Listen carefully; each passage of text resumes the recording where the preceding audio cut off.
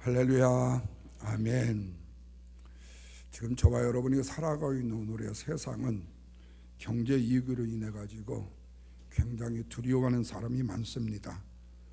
뿐만 아니라 내가 지금 이거 버는 거 갖고 어떻게 살까라고 염려하는 분들도 참 많죠. 그런데 우리에게도 세계 경제 위기가 오듯이 한순간에 우리의 삶 속에 재난의 위기가 올 수도 있다는 사실입니다.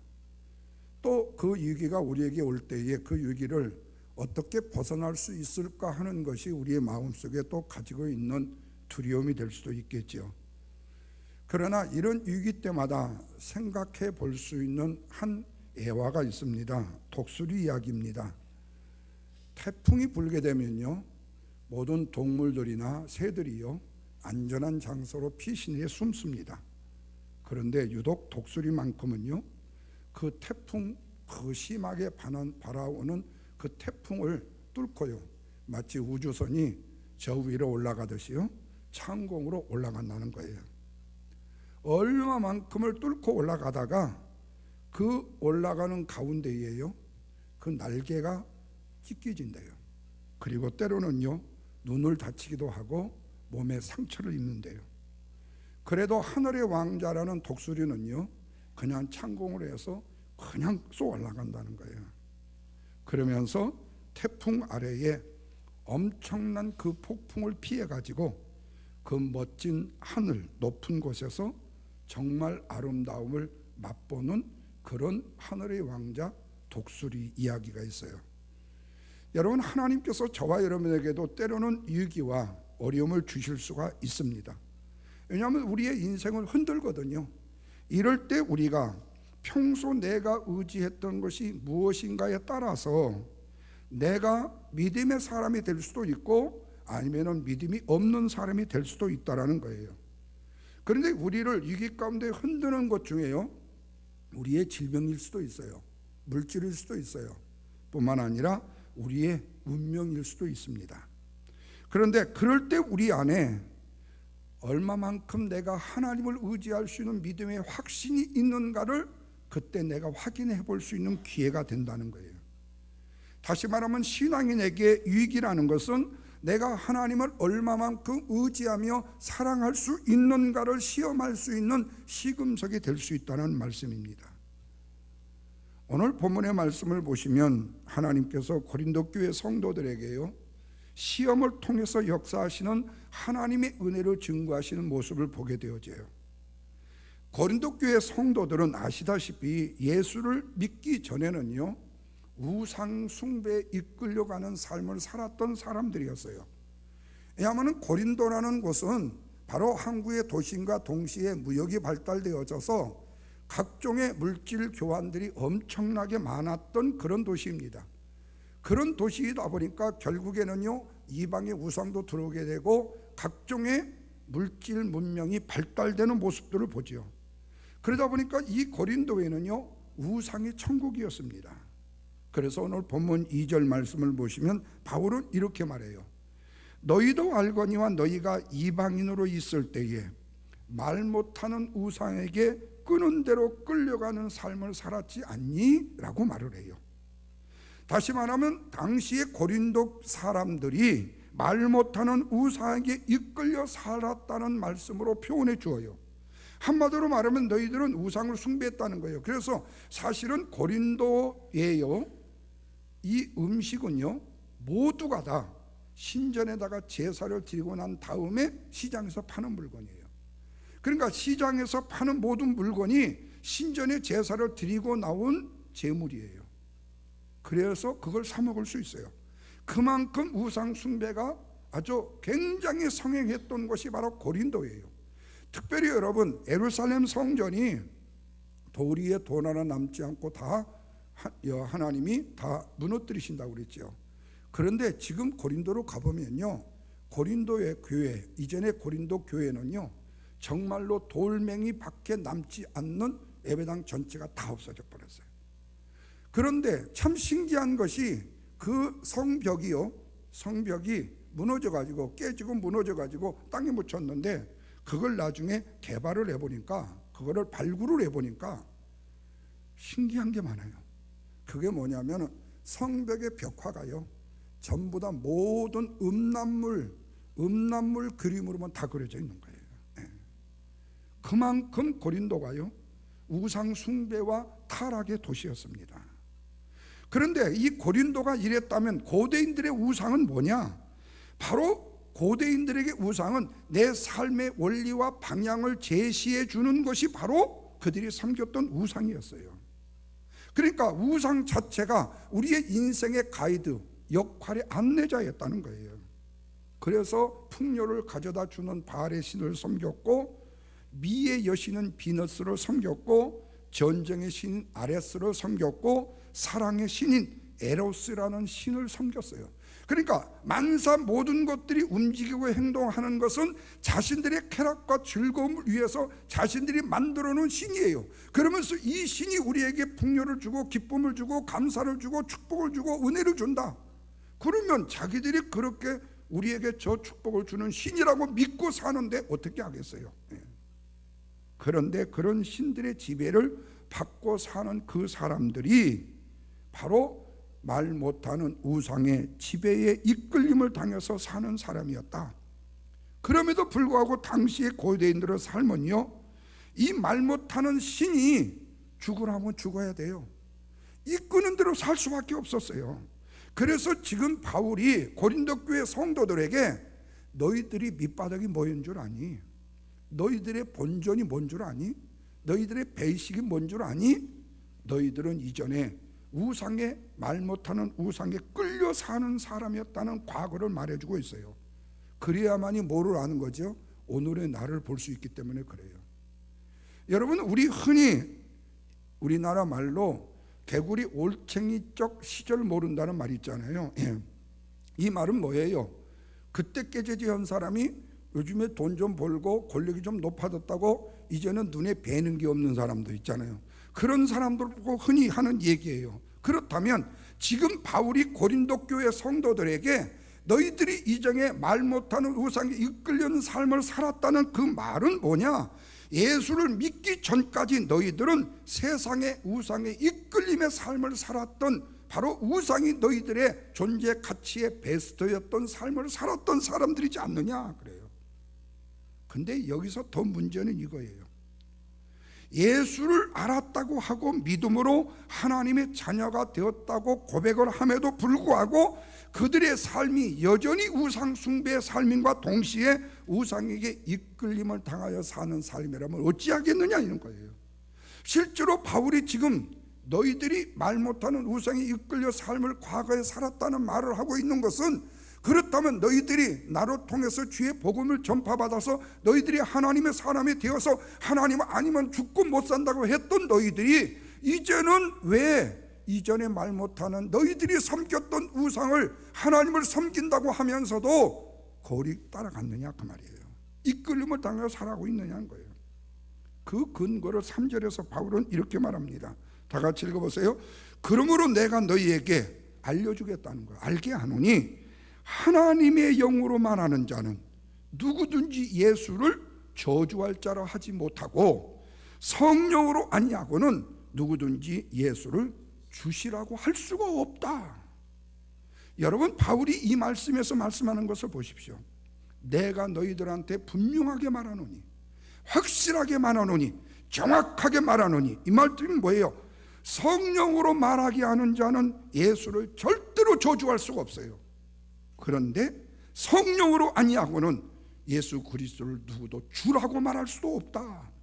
그렇다면 지금 고린도 교회 성도들이 교회에 나와서 신앙생활을 한다고 하면서도 그리스도를 저주하는 족속들이 있었다는 뜻이고, 신앙생활을 하는 사람 중에 예수 그리스도는 우리의 만왕의 왕이고 우리의 구원의 주라고 고백하는 자들이 있었다는 사실이죠.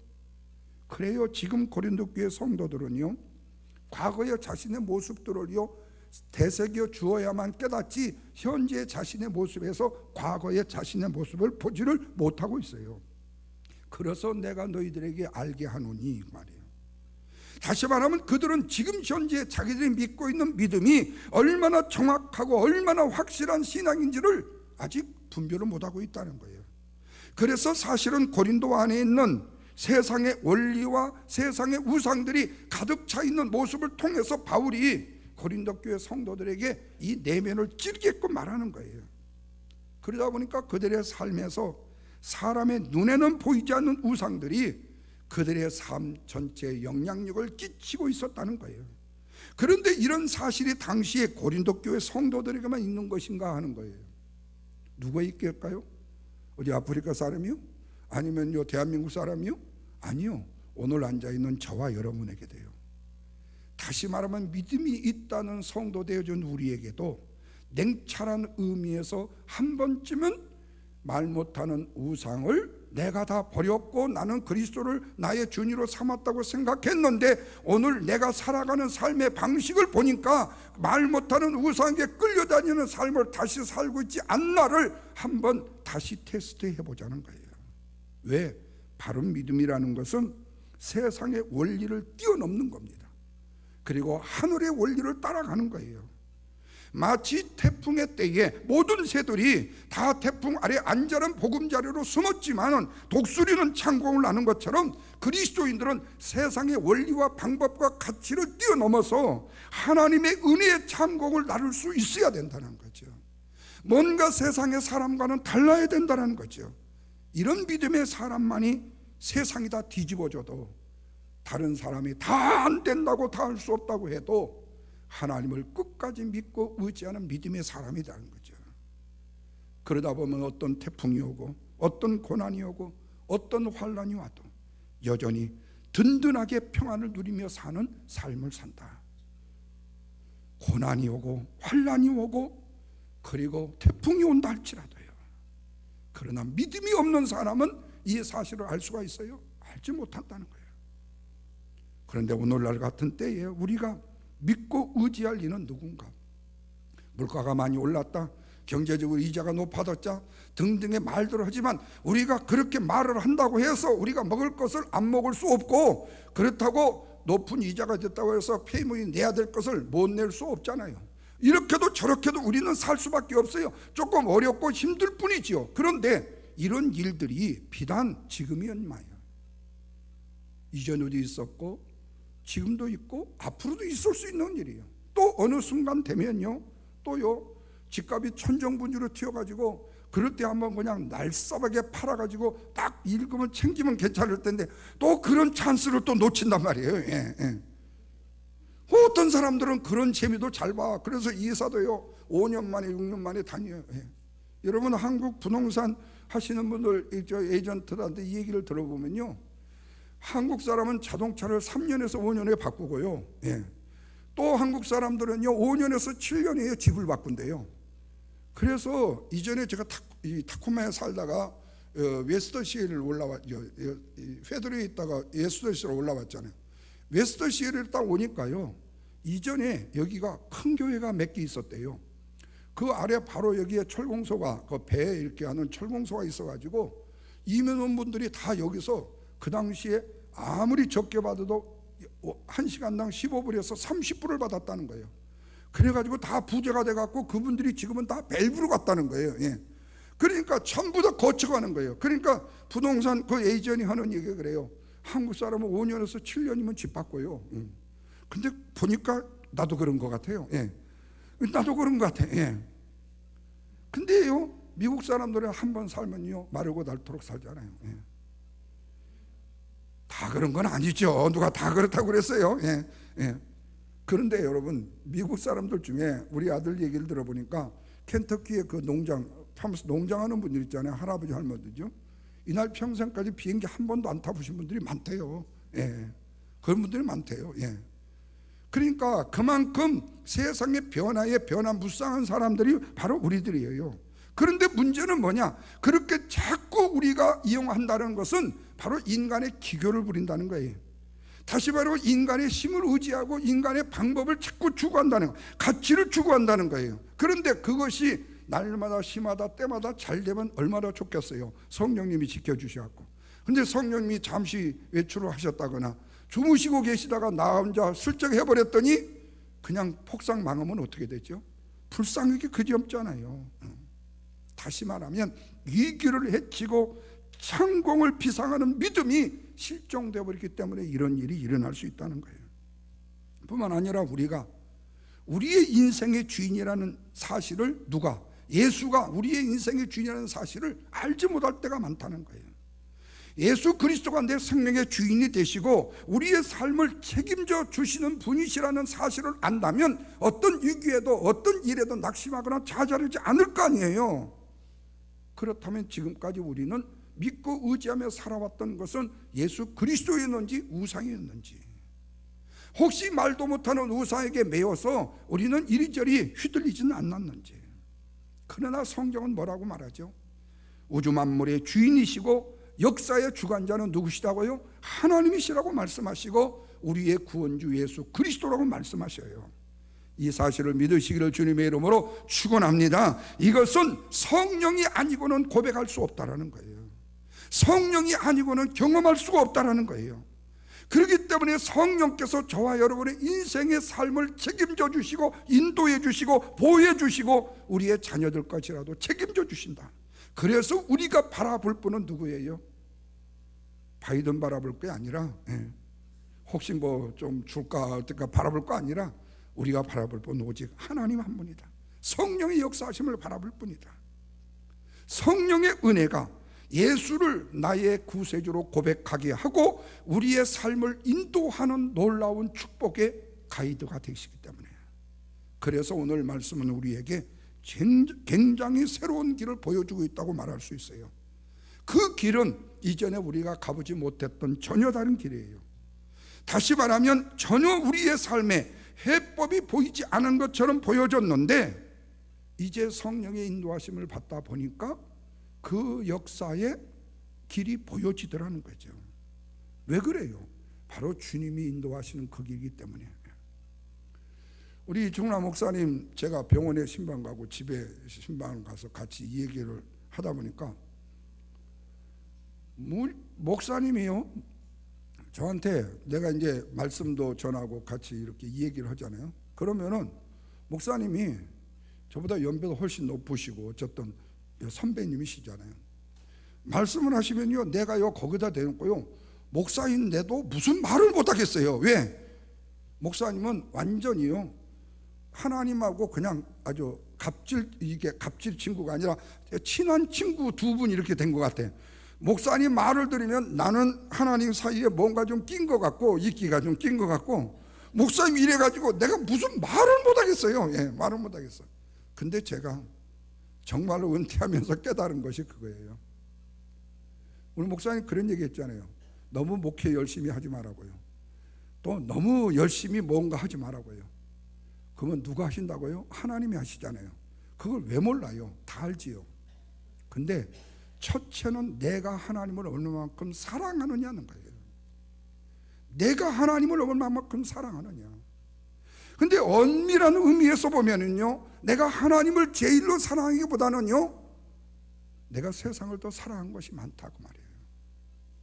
교회 좀 더 키워보려고 세상을 바꿔요. 성도들이 어떻게 좀 부자가 되어가지고요, 교회에다가 헌금도 빵빵하게 내게끔 한번 좀 하면 어떨까 하는 생각이 들고요. 그러니까 하나님은 나의 그냥 대표적인 레벨의 그 닉네임이고 하나의 나를 광고할 수 있는 하나의 표지판이고, 방법은 내가 다 하는 거예요. 내가 다 하려고 하는 거예요. 이 방법 저 방법. 이게 저의 모습이었더라고요. 제가 이 말씀을 준비하면서요 참 많이 회개를 했습니다.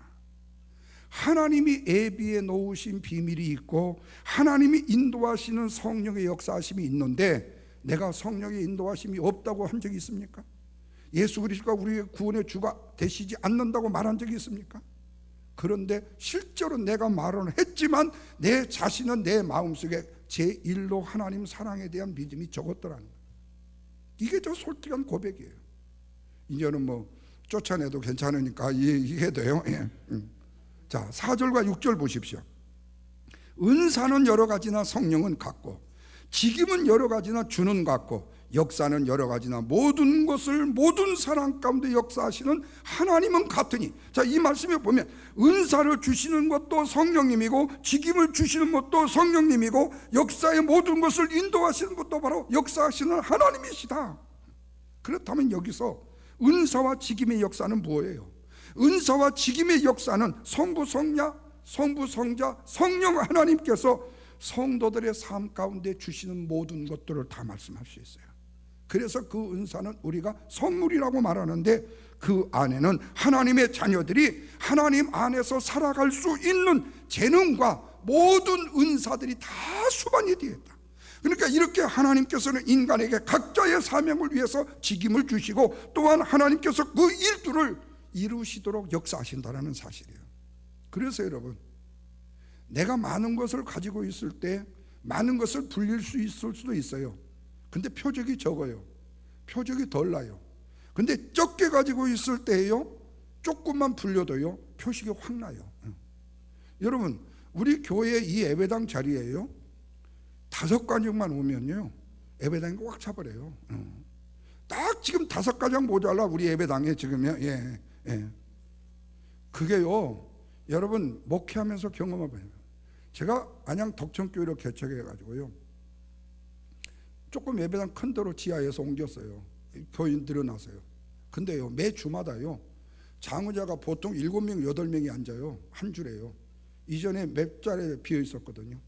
한 주마다요 그 한 자리로 다 채워요. 5명씩, 4명씩, 6명씩. 어떤 때는요 식구가 많으면요 8남매를 가진 우리 홍 장로님이 교회를 등록을 하셨는데 사위까지 해갖고 10명이 왔어요. 한 주에요. 교회 부흥이요, 하나님이 한번 역사했어서 성령의 감화 감동의 역사가 일어나니까, 내가 수요일에도 말씀드렸잖아요. 돌아가시지도 않아요. 계속 사셔요. 시집도 안 가고 시집을 와요. 장가도 가는 게 아니라 장가도 와요. 모든 게, 그리고 들어온 사람이 나가질 않아요. 그렇게 하나님이 역사하시더라고요. 근데 또 사탄 마귀는요 그 꼴을 또 못 봐요. 그러니까 중요한 것은 그거예요. 말씀을 통해서 우리에게 보여주시는 것은 은사와 직임을 주시고 역사하시는 하나님은 한 분인데, 그 은사와 직임은 성부, 성자, 성령의 역사로 다양하더라. 동일한 하나님께서 여러 사람에게 다양하게 나타나신다는 말씀의 뜻이죠. 그런데 그래요, 같은 그리스도인일지라도요 하나님은 각자 인생을 각자 다양하게 인도하셔요. 그러니까 내가 인도하는 방법, 내가 살아가는 방법이 세상에서 최고라고 말하면 안 돼요. 다 달라요. 예를 들어서 A라는 사람을 인도하는 방법과 B라는 사람을 인도하는 방법이 달라요. 어떤 사람은 물질적으로 부유해갖고 하나님이 일을 하게 해요. 근데 어떤 사람은요 가난하게 해가지고 더 가치 있는 일을 하게 하시기도 해요. 그래서 우상을 통해서 나타난 고린도 교회 성도들의 모습은요 이렇게 다양한 은사가 있었어야 되는데 똑같은 거예요. 왜 그래요? 우상을 섬겼기 때문에. 우상은 다양하게 절대 역사하지 않아요. 한 곳으로만 몰아버려요. 하나밖에 모르게 만들어요. 그리고 이 하나가 아니면 못 사는 줄 알게 만들어버려요. 그래서 꼭 이것만 있어야 된다고 생각하고 유도하고, 그것이 없으면은요 낙심천만 좌절천만해버려요. 이런 절망이 하나님의 역사하심을 보지 못하게 하더라는 거죠. 그런데 우리 주님은 본문에서 말씀하시면서 동일한 성령께서 동일한 방법으로, 다양한 방법으로 성도들의 삶 속에 개입을 하시더라. 그래서 8절에서 10절 보면요 성령께서 주시는 다양한 은사에 대해서 9가지 은사를 말씀하고 있습니다. 뭐라고 그랬죠? 지혜의 말씀과 지식의 말씀과 믿음과 병 고치는 은사와 능력 행함과 예언함과 영들 분별함과 각종 방언 말함과 방언의 통역에 대해서 말씀해요. 어떻게 해요? 어떤 얘기는 성령으로 말미암아 지혜의 말씀을 주시고, 어떤 얘기는 같은 성령을 따라 지식의 말씀을 주신다. 동일한 성령께서 각 사람에게 다르게 다양하게 역사하시고 나타나신다. 그래서 모든 사람들은 다 각기 다른 방법으로 하나님을 섬기고 하나님과 함께하고 하나님의 도우심과 인도하심을 누린다는 거예요. 그래서 어떤 사람은요 이런 방법으로 인도를 하신다면, 저런 사람은 저런 방법으로 인도하셔요. 다 같은 은사를 주신 것이 아니에요. 그런데 본문에서는 9가지 은사만 제시를 했지만요, 로마서 에베소에 보면요, 우리에게 더 다양한 은사를 주셔서 각자의 삶에서 살아가게 하신다고 말씀하고 있어요. 제가 우리 토요일날 우리 새벽 예배 마치고 교회 청소를 하면서 우리 진권사님 교회 청소하시는 거 보면요, 내가요 어떤 때는요 막 화가 나요. 예. 아니 저렇게 쪼그리고, 여러분 화장실 내가 누차 말씀드렸죠, 남녀 화장실 바닥이요, 우리 권사님이요, 저는 마대로 닦는다고 빨리 저렇게 가라고 해도 내가 조금만 늦으면 쪼그리고 다 앉아갖고요, 손수요 손으로 바닥을 다 닦으셔요. 예. 다 바닥을 손으로 닦으시는 거예요, 쪼그리고요. 그때 내가요 너무 속상한 거예요. 아, 권사님 그만해요, 내가 그냥 마대로 한번 닦을게. 그래서 내가 마대 해가지고 그냥 어느 때 닦는데 어느 기회에 보면 벌써 닦았어요. 예.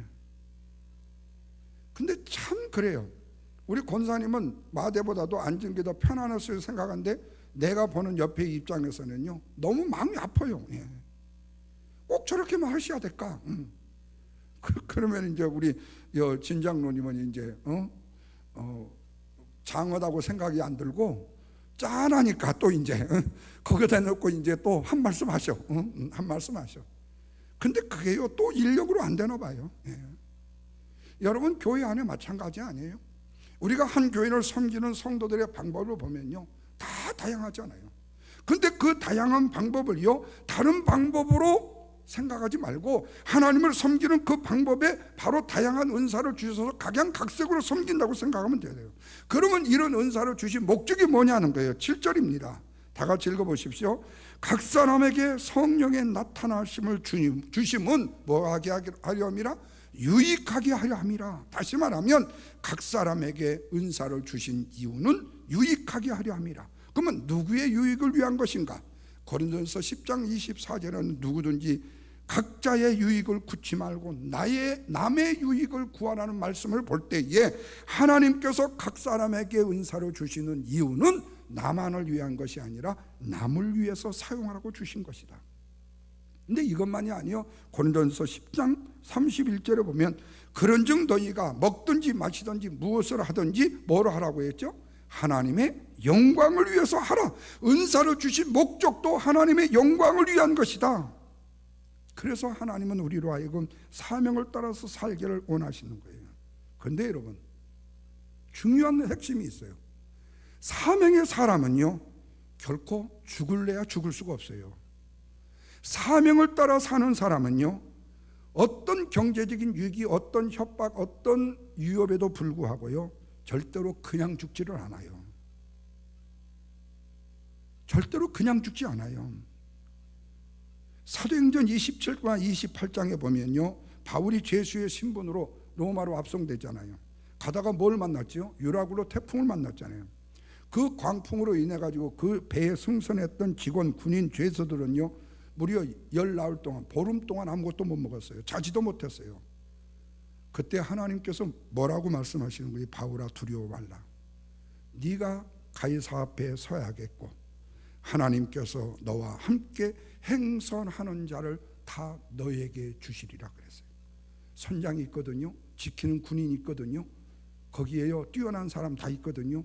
근데 그 배에 탄 200몇 명을요 다 누구한테 준다고요? 바울에게 준대요.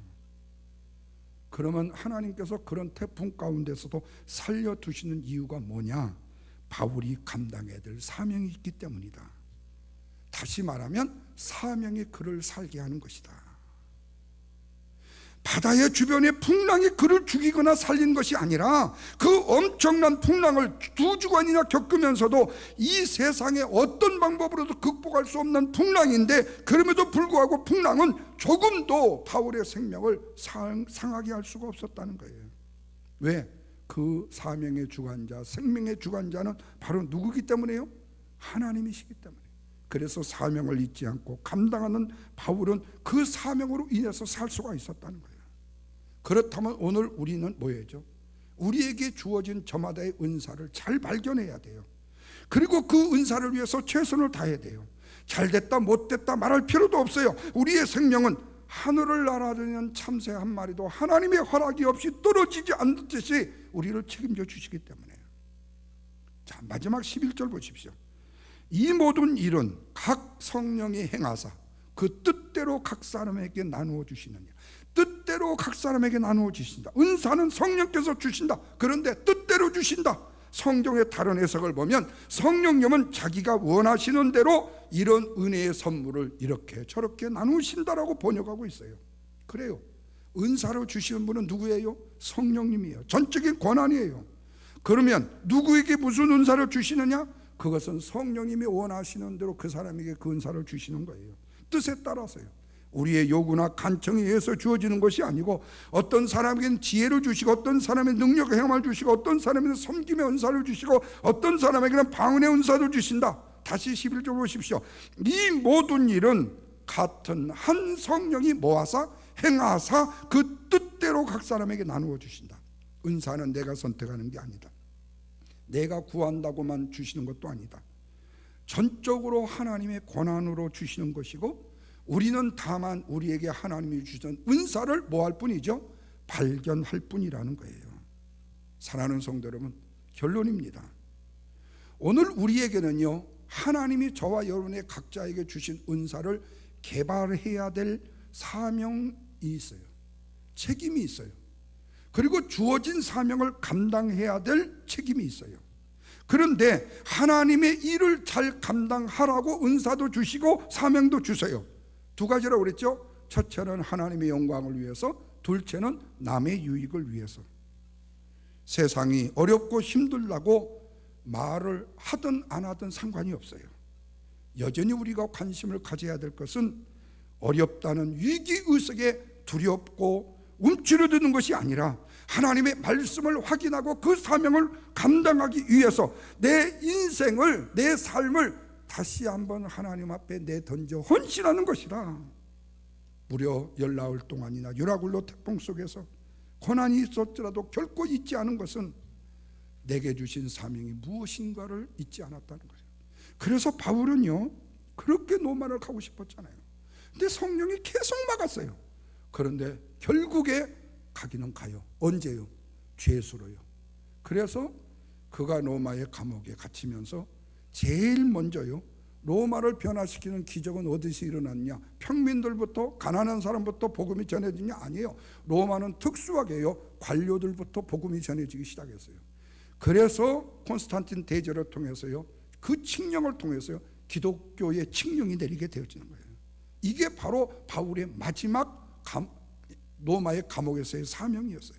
그러니까 그 바울을, 그 사명을 감당할 때까지 죽을 수 없었어요. 예수 그리스도를 죽이려고 얼마나 많은 바리새인들과 서기관들과 그리고 장로들이 모함을 하고 그 때를 엿봤습니까? 바울을 죽이려고 결사대를 준비했듯이 예수님을 죽이기 위해서요, 결사대를 준비했어요. 그런데 예수님은 절대로 때가 되지 않으면 죽지 않아요. 때가 되어야 죽으시는 거예요. 오늘날 우리는요, 이런 주님께서 저와 여러분에게 주시는 사명을 따라 살아야 될 사명이 있는 자, 긁고 살아야 될 자라는 사실이에요. 그런데 혹시라도 세상이 좀 좋다고, 세상의 눈에 좀 띈다고 말 못하는 우상에게 빠져서 우리가 웅덩이에 빠져서 되겠냐 그 말이죠. 어려움의 위기라는 웅덩이에 빠져서 호적거리게 하고 두려워하게 하고 결국 우리의 삶을 포기하기까지 하잖아요. 그러나 끝까지 주어진 사명을 감당하는 사람은요, 주께서 함께 하시고 믿음을 주시는 것을 믿으시면 아멘 하십시다. 이 확신을 가지고 서야 된다. 비록 세상에서 우리의 시선을 빼앗아간다 할지라도, 우리의 마음을 동화시켜 빼앗아간다 할지라도 절망하거나 낙심하지 말고 오직 믿음의 주여 온전케 하시는 예수 그리스도를 바라보는 믿음의 시선을 가지고 하나님을 바라볼 때 하나님께 사명이 있고 희망이 있고 소망이 있고 능력이 있고 하나님께 권세와 하나님의 무한한 은혜의 축복이 있다는 사실을 기억하시고 그 삶으로 날마다 은혜 충만한 삶을 살아가는 저와 여러분이 되시기를 주님의 이름으로 축원합니다. 기도합니다. 하나님 감사합니다.